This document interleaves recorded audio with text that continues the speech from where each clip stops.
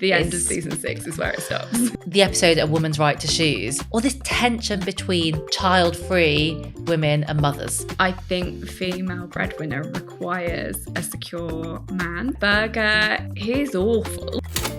Hello and welcome to Help Me I'm Poor, the money podcast that's more Jimmy Choo than JP Morgan. I'm Claire. And I'm Ellie, and each week we discuss how money shows up in some of our favourite pop culture, from the classic to the nostalgic to the contemporary. So we are on the last proper chapter in the Sex and the City journey, I guess. It's not our last episode because we are going to talk about some more of the Sex and the City universe, but I think in my head canon, the end of season 6 is where it stops. I think so. And I think as we go through, when we talk about the film and just like that, then we'll cover a little bit more about this, like, is it really part of the same world? Like, there's just this disconnect, isn't there? Whereas season 6, like, feels like a real part, like a really, like, solid ending to the journey that we've been on with our friends. Yeah, and I think it's really not fashionable anymore to wrap things up so neatly at the end of a series. Well, it's because there's always like the opportunity to make more money by doing a sequel or a prequel or like a follow-on. I think it's that, but I also think, like, we're all so cynical now. We don't really believe in happy endings. Like, I think that we've more now, the more has to be like either like waiting for another shoe to drop, or like there's a horrible twist at the end,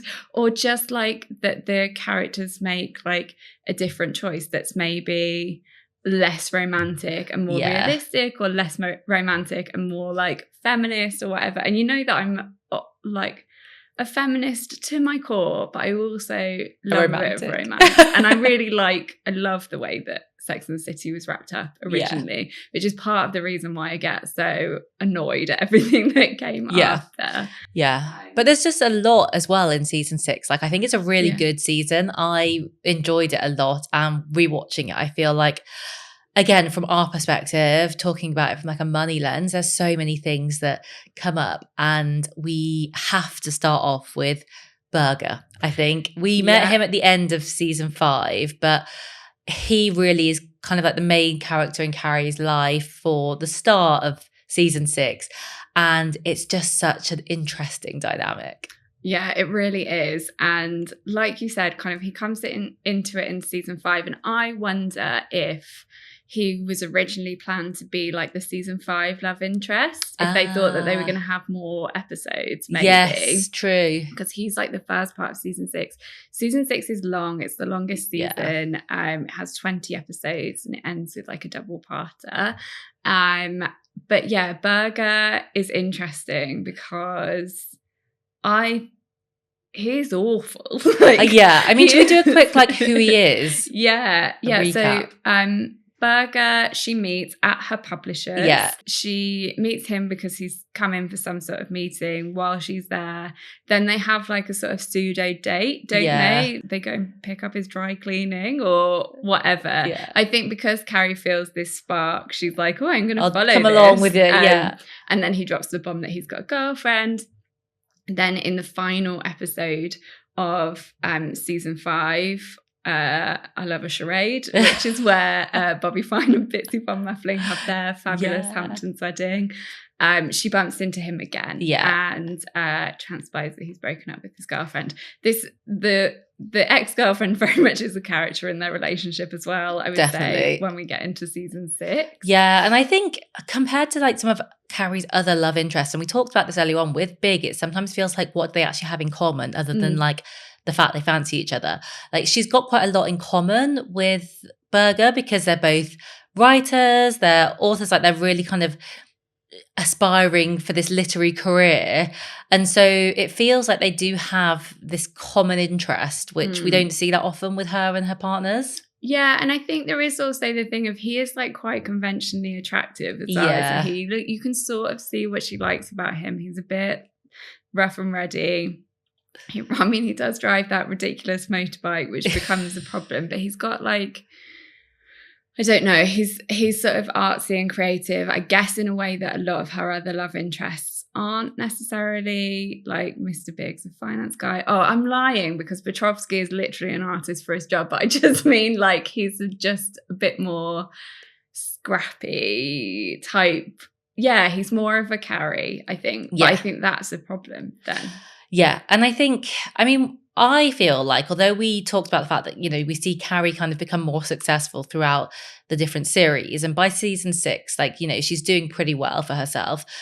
But it feels like when we start the season, they are on a relatively like even footing. There's not this huge disparity between their success. Think that they are. Yeah, they see themselves as like relatively equal. That then starts to completely like break down, particularly when we get to episode 5, which is when Carrie gets her advance from France, and it all blows up. And I just think there's so many things in this episode that are fascinating. And I don't think either of them play it the best that they could. I think both of them have got issues going on here. Like, I understand Carrie's like so excited that she's got this money and she's trying to be generous and everything, but like watching it, you feel like, come on, like be a bit more sensitive. Yeah. I think there's something in Carrie in this episode that I really recognize, which is that if you've like not really ever had money and you've always been really scrambling, sometimes when you get some, you're like, you are a bit overexcited about it and you can be like a little bit ham-fisted with how you approach it. Whereas I think if you're someone who's used to having money, you can quite often be like quite like gracious about it or quite subtle or whatever. But because she's excited, and it's $25,000 that she gets as this advance from France, which is a lot, it's a lot of money now. Yeah. But, and we told you our advances in episode 5. So if you haven't listened, go back and listen. We're not going to say it again. Yeah. It was not that. It's not $25,000, no, especially not in like 2000s, 90s money. Yeah. Like. That's an advance for the foreign rights. Yeah. So that'll be a lot less than what she got. And actually, in And Just Like That, we get another advance figure, which we can talk about then, but it's not a major plot line. So for her book deal that she gets in that, she gets $100,000. So we're talking around that for Carrie's kind of what she can command. But yeah, when she gets it, she's she does like literally like flash the check in Berger's face. I do think, I'm trying to think, there have been times when I've had like a big deal or something and have been really like openly excited about it with my husband. And I think potentially that's slightly different because we're married and we've got children, and basically like whatever either of us has, we share. Yeah, I think when it's combined finances, it's very different, because I'm the same. Like, I know that if I get like a good piece of work through and like a good deal, like my husband sees that as our win. Yeah. And he's always like, oh, like hopefully you'll get like this big deal or whatever. Rather than like if you're dating. Yeah. Where I think it's a little bit more, especially when you're, I guess, in like a almost competitor situation. They're doing the same thing, aren't they? So it's much easier for them to like directly compare the value of each other's work. And I think also Carrie doesn't find out that Berger's been dropped by his publisher until after that. So she is doing it like quite innocently. Yeah. And yeah, but I kind of recognize that thing of like, if you've never had that sort of money before, or like, but maybe like you said, she actually arguably did, because she would have got a bigger advance initially. Yeah, potentially, although she did owe Charlotte that $30,000. And like, I think sometimes if you're using it to fill in gaps, like this is something I'm very familiar with, if you're using it to like pay off debt or fill in gaps or try and catch up to where you thought you were, then maybe it doesn't feel the same as getting like, this seems like it's just a bonus to her. Yes. And so she buys him a shirt that he doesn't really want from Prada. That whole scene in Prada, just like, I just found it so uncomfortable watching it again, because it just feels like so uncomfortable from his perspective. Like I did feel for him, like,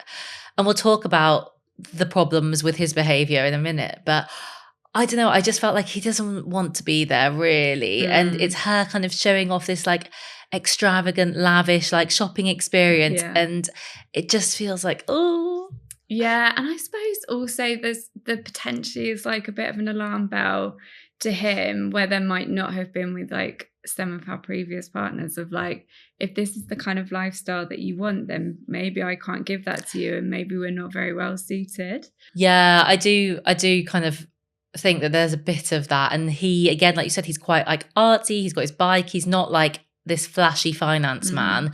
And unless something suddenly like takes off massively, he probably won't be able to keep up with the shopping sprees. But we've got to talk about the female breadwinner issue. Yeah. And it's such a clear, I guess, plot line here that we see develop. And it's not even subtle, really. And I really appreciate that. I think it's quite good that they're really open about what the issue is. I think female breadwinner requires a secure man. Definitely. And I love the way that they basically in that episode put Carrie and Berger in like one camp, and then Samantha and Smith in another. Yeah. So Samantha is being very generous and there is a bit of a moment where because he's a waiter, she tries to pay him. He basically gets sacked by Jennifer Coolidge from her party. Yeah. Because him and Samantha are getting up to like no good in the basement, and also like after they get caught they just carry on. But he gets sacked, and so she tries to pay him what he would have made, and he's just like, lady, you're fucking crazy. He isn't offended, like, or maybe he is a bit, but I think he sees the funny side as well. Yeah, and like he's maybe a bit pissed off, but I think he seems like and in fact it plays out throughout the whole season, there are other times when he proves himself to just be like a very secure person, even though he's much younger than them. When they meet as well, when he meets Samantha, like as she talks about like earning nothing, and actually it's her that helps him to become successful, but he's open to that and he's happy to accept that help to progress and to be supported, which it shows a real security in himself and like I guess his ability that he's willing to take that help from his female partner. Yeah, and we always talk about how generous Samantha is like throughout this whole the whole like series, but she's like, I think she is obviously like funding him a bit, but also she's using her skills and her like PR clout to make him a star. And I think it speaks to something that I really like to talk about a lot, which is there are loads of other ways to be generous other than just with your money. And I think if you can use your skills or your knowledge or your connections to help somebody that you care about, that's a really generous thing to do, because it's not like there's no risk for her. Like if she pushed him forwards and she was advocating for him and he turned out to be like awful, then there's a risk to her reputation, but she is really generous there. And because he's secure and I think really like understands who Samantha is, he seems to understand who she is right from the beginning,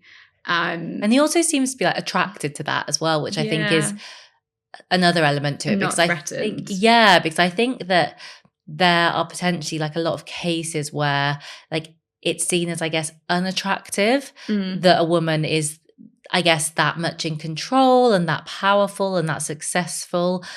And I think a lot of men wouldn't necessarily like be drawn towards that. Equally, like there are lots that are, but and we see, like you said, the contrast, because Berger is not at all like, and I don't know whether it's because he's not attracted to Carrie. He obviously does like her, but it's almost like his insecurity is so much so that he can't see past her success as a reflection of his lack of success. Yeah, and I think that's it. I think it's just like that security versus insecurity thing. But I do think, I'm sorry to say it, but I think that insecure men do a lot of damage. Yeah. Like I do think that it is like mediocre, insecure men cause a lot of damage to women's self-esteem. I don't think that it would have been good for Carrie to stay with Berger in the long term, because I think he would have chipped away. And obviously he famously dumps her on a post-it and we never see him again. But I think if he hadn't walked away from that relationship, I don't think it would have been particularly good for her. No, I don't think it already was as well, because we see as well where she's read his book and she kind of gives that feedback about the scrunchie, and he takes it so badly, and then she spends like however long trying to like really build back his confidence up, and she's like really over the top with it, and she's trying so hard to rebuild his confidence after that like one comment, which wasn't even that bad. I mean, it was very legitimate. Totally. And it's just not a particularly healthy dynamic where he's so uncomfortable or like insecure in his own, I guess, ability as well, almost is what we see there. I think that if they had stayed together, she would have felt the need to like really keep herself small in order to appease him, and also like potentially, because he's dropped by her publisher, like you could have seen a scenario where maybe she like put her own livelihood at risk trying to get him back in with someone or whatever. But he's very sort of, he's quite teenagery and quite like petulant, isn't he? But I mean, I do think that he does the right thing by stepping away. I just obviously not with a post-it though. Someone I saw someone went dressed for Halloween as that post-it note. Oh my gosh. I just think is the best. So good. Best costume ever. It's interesting because I've read quite a lot of stuff in the media relatively recently about this rise in female breadwinners, because obviously, you know, it is shifting in the sense that like women are working much more, women are in higher power positions, and so there is naturally this rise in women who are becoming the female breadwinners. And I actually saw a clip which was on from Women's Hour, where someone was discussing the fact that she was a female breadwinner, but she also then felt like she still carried a lot of like all of the other bits and pieces of the mental load and like the household and the chores. And the comments were really interesting. Like the comments were quite divisive, in the sense that a lot of them from other women were actually quite surprised that she was airing all of this on the radio rather than like just discussing it with her husband. And I think they were being quite harsh. I think that it's a really important point that if the dynamic changes, and especially in the case where, and I don't know whether this was the case, but where you go through stages where one of you is the breadwinner and then it shifts to the other, that you need to recalibrate and you need to sit down at different stages and have conversations about who's doing what, because it might be the case that at the start where, say, the male's the breadwinner, the female isn't, that you are picking up more of the other stuff and like the household jobs, the childcare, etc. But then if the breadwinner shifts, especially if, you know, it's a traditional kind of employment role where what realistically happens is that the pressure and the time and the responsibilities for the job increase, that you also maybe need to rebalance like who's doing everything else. And again, it's not to say that lots of families aren't doing this, but it is something I think to keep in mind with that. And I think like whatever she was saying about her own experience is also like backed up by statistics. I don't have them off the top of my head, but I have read like it is statistically true that even when women are earning more money, they're still doing like the lion's share of the domestic load as well. And like I have had times when I've been the one earning more money and also being like the default parent. And it's really hard. Like you just feel like you've got everything on your shoulders. And it's not to say that my like, because I don't work in a traditional like employed position, and sometimes and my like hours are flexible no matter how hard I'm working. It doesn't speak to anything like lacking with my husband. It's just that he's potentially been working longer hours and earning less. Yeah. So I think there's like a time component to put in there as well. Definitely. But it is so there's so like much of that. And I think, you know, it comes up as well sort of for Miranda as well, the juggle of like having a big career and a baby. We talked about that in episode 5. I think there are considering that this was made such a long time ago, really. Yeah. Almost every issue that comes up with it is either still relevant today or like worse, totally, or like more relevant. Yeah. And actually, the other big kind of plot line that I want to talk about in this episode is something that I feel like is getting worse at the moment, again, rather than getting better. And that's the episode A Woman's Right to Shoes. And we basically see Carrie go to this party at Kira's house.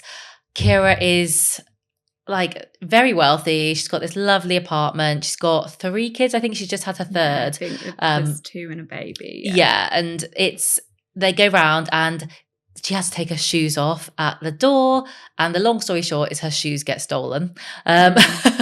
Carrie's obviously very upset about her shoes getting stolen. And this then starts this conversation with Kira basically about like whether the shoes are a good use of money. And effectively the spotlight goes on to like this conversation or this tension between child-free women and mothers and the judgment both ways about what is the right way to live, what is a good decision to have made with your life. And Kira's quite judgmental. Carrie makes this very good point about the fact that when you're single and child-free, you spend so much money and time celebrating these traditional milestones. So you've got weddings, you've got baby showers, you've got anniversaries, you've got all the birthday parties of kids. You spend a lot of time and crucially a lot of money. And Carrie actually talks about and adds up how much she thinks she spent on Kira's kids over their relationship. And she says, like, what do I get in return? If I don't get married and I don't have kids, what do I get? Yeah. And I don't know, what do you think about it? Because I think it's a valid point. I think that it is a totally valid point. And I think it's something that I'm like quite guilty, because I'm married with 3 kids. I think it's something that I can be like maybe quite guilty of just being thoughtless, there's nothing like vindictive about it, but just like not necessarily thinking of like what it's like to be on the other side of that in terms of like, and I always really try and celebrate whatever happens in my friends' lives. But I think there are some things that sort of societally are just given more weight. And I think that we have to probably try quite hard to be actively like, not against that, but maybe like more aware of it. And I think it's more about kind of raising up other events and life moments to that level rather than like bringing down necessarily like those big events like the weddings and the christenings and the birthdays. So this also comes up in an incredible book by Holly Bourne. It's called So Thrilled for You. You have to read it. It's a whodunit, but it's like it opens someone has set fire to a baby shower. It is all about these tensions that arise in like female friendships when people make different life choices. And there is a character who is setting up her own literary agency. Throughout the weekend, she is sorting out an auction for her first client, and the numbers are going up and up and up. And like, she's so thrilled for her author, she's so thrilled for herself, but she knows that if she shares this with a group, they're not going to understand, and it's not going to be given the same weight as the baby shower she's at, and she's going to be criticized for sneaking off to the bathroom to take a phone call because the baby shower is more important. And it's such like a really good exploration of, and you know, it ends like in tears and also flames. Okay, just a quick pause for a word from our sponsor, eToro. You know how in Sex and the City, the girls could talk about literally anything? Sex, breakups, babies, body hair, nothing was off limits. They even talked about money sometimes, but weirdly not really investing or growing their wealth. Like, why were they talking about their date's net worth, but never their own? That's why we love eToro's Loud Investing initiative. It's about making investing a normal part of the group chat. Not just a thing that men talk about while they're at golf. We want money conversations to feel like brunch with your best mate. Honest, fun, maybe a little bit chaotic, but super helpful and real. Exactly. And with eToro, investing feels social. You can learn from others and build confidence without pretending that you've read The Economist from cover to cover. So if you've ever felt like the odd one out in money conversations, eToro is your invite to the table. No shame, no jargon, just women investing loudly. This episode of Help Me I'm Poor is sponsored by eToro. Search Loud Investing with eToro to find out more and join the movement. And just so we're clear, everything we talk about here is for information and education only. It's not financial advice, personal recommendations, or an offer of any kind. Always do your own research. eToro is a multi-asset investment platform. The value of your investments may go up or down, and your capital is at risk. I think it's just so fascinating in this episode because, like, Kira, as you said, like, she's clearly very comfortable financially, but she's so judgmental about this use of money to buy expensive shoes. And even though she used to do the same thing, right? This is what Carrie says, like, you know this, you used to wear these shoes. Yeah. And it's like she really questions, like, the value of Carrie's, like, life without having a husband and kids in it. And it does feel as though this conversation has resurfaced, like, in the last few years recently. There seems to be this real divide between child-free and, like, mothers. Yeah. And I don't know where it's really come from, but I remember there was some, like, stoked by the media. It is constantly just like taking the most extreme versions of both views of, like, I'm a mother and I don't know how you could not want children / and then on the other side you'll have, like, children shouldn't be allowed in public spaces. Like, it's honestly, like, they are just, like with everything, the most extreme views are being pitted against each other. But I do think it's really, like, proliferated out onto the internet. I remember, like, not that long ago, there was some comments from Chapel Rowan on Call Her Daddy where she said that she didn't, basically, like, every mother that she knew was miserable, and it, like, lost the plot on the internet because people were like, this is so untrue, like, this is so degrading to her. I'm like, first of all, it's her personal experience, whatever. Also, wasn't it taken out of context? She was talking about the fact that she doesn't know any happy parents because society, like, it's made it really hard. Made it really difficult. I don't think that she was saying that, like, have kids and you'll be miserable forever. But I do, on the child-free spaces thing, I do find it such an interesting one because, like, obviously, up until a couple of years ago, it was something that I never really thought about. You know, everyone makes a joke like, oh, like, I hope I'm not sat next to a baby on the plane. But we all kind of acknowledge that it might happen.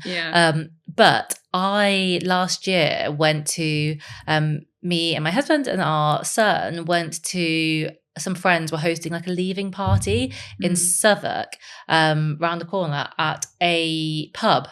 And we turned up at, like, 3 p.m. in the afternoon. And they were like, oh, sorry, kids aren't allowed in. And we were like, sorry, what? Yeah. Like, and I've had this with the baby as well. And you're like, oh, it's a baby. They don't take up very much space when we're running around. But, no. And there were also other people with kids inside that we could see. And they were like, oh, yeah, but, like, it's, you know, 3:30 or whatever. So, like, we're not letting any more come in. And we were just like, this is bizarre. Like, this is also just so weird because we're just trying to, like, be normal. We're trying to go about our normal lives. Like, our child is literally in a carrier. Like, they're not taking up any space. They're not making any noise. We'll look after them. And they were just like, no, you can't come in. And obviously our friends felt awful because they just didn't occur to them to check because why would they? Because they don't have kids. But it was the first real experience I've had of, like, being like, you're not welcome here because you have a child. And I did feel like really, like, this is, like, really rough, like, for parents. Like, if they're feel good. No, like, why are you trying to exclude us from these spaces? And as well, I've seen, like, stories about pubs that are just, like, child-free pubs. I'm like, children are people. Yeah, and I think this is the other thing. It's like, I do think that it sort of wanders into the realm of, like, general child hating as well, which I don't really like very much. But I do feel also that if we're going to talk about season 6, we sort of have to talk about the ending. Yeah. And the big finale. And I suppose it's something that we will talk about a bit more in the film because it comes up again. Surprise, surprise, Carrie Bradshaw repeating toxic behaviours. But towards the end, obviously, she meets Alexander Petrovsky. Yeah. He's decided he's done with New York. He's moving to Paris. Yeah. And she decides to go with him. And I think if not for her friends and especially Miranda, she would not have like established any security for herself. No. And already she's making herself incredibly like financially vulnerable. I know she's got her own money now. She's had her advance from France. Like she's obviously doing a bit better, but she's putting her whole future into Petrovsky's hands. She's quit her job. So she has done what everyone was so critical of Charlotte for doing. Yeah. Even though she's then not married, she's not really entitled to anything.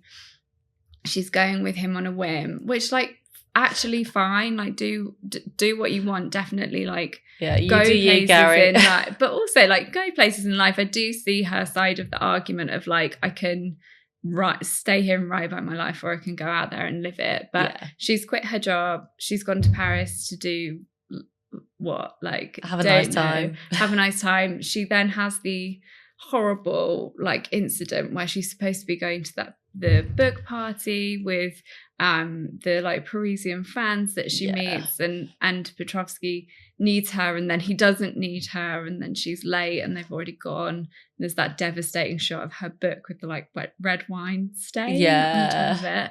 And that I think that little vignette is supposed to be a bit of like a snapshot of how her life will be, which is just having to be there for him when he needs her, and any progression or any validation or recognition that she needs will have to be on the back burner. What do you think about that? What would you do if you had a friend who chose to do what Carrie did there and sort of basically like put her own life on hold, and that he's paying for her apartment while she's out there so she doesn't have to sublet it? That feels like a vulnerable financial position to put yourself into. It does. I guess it comes back probably to like what's behind it financially. So like if she's got the security to leave and to get out of that situation, if she doesn't want to be in it anymore, I guess I'd almost be like, I suppose you've got to just give it a go and see what happens if you're really convinced that this is what you want to do. But I would definitely be kind of warning them about making sure that they've got a backup plan, and that they're not just sitting back and relying on him to now make all of the money going forward and to provide this stability and security.